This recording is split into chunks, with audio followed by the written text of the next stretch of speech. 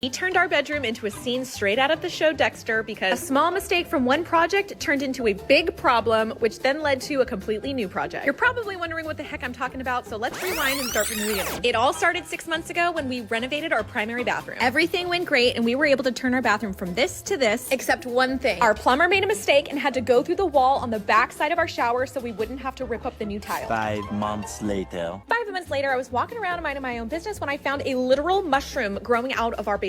I think you all know where this is headed, but we removed the sheetrock and found water damage. That escalated quickly. Now you're probably asking yourself, Liz, why did you rip off so much sheetrock if it was just a little water damage? Well, we decided to use this opportunity to expand our closet.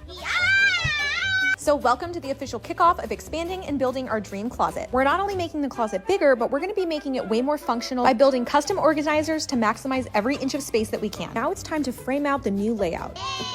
We have about 2 feet of unused space that we'll be adding to the new layout that we were left with after relocating our bedroom door from here to here. Now we'll be able to put all that dead space to use. Yes, that makes so much more sense. Once Ryan built the new framing of the front part of the closet, it was time to take out the original framing so we have a blank slate to work with on the interior. This is awesome! At this point, things were really starting to take shape, so Ryan built a custom door jamb, and then it was time to add new sheetrock. We added electrical to install a light fixture, and just like that, the interior is ready to go. Oh yeah, it's all coming together.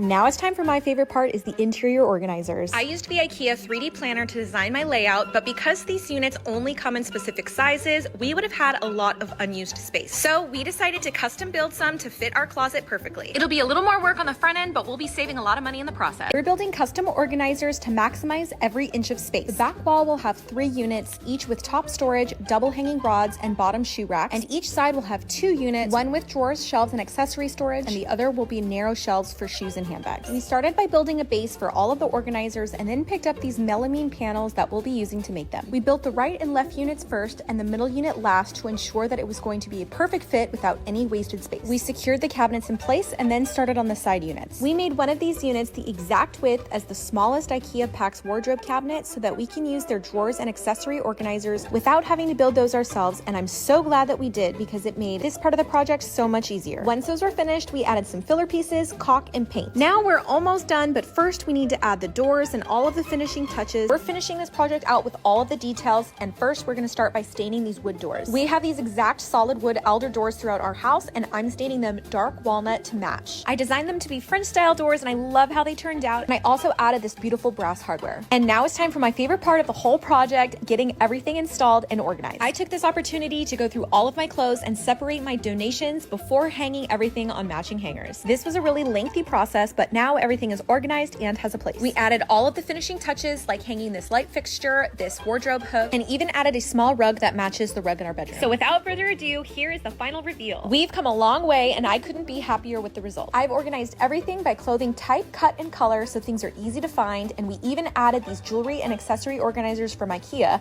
which is probably my favorite detail in the closet. But thank you all so much for coming on this journey with me, and be sure to like and follow for more home renovations.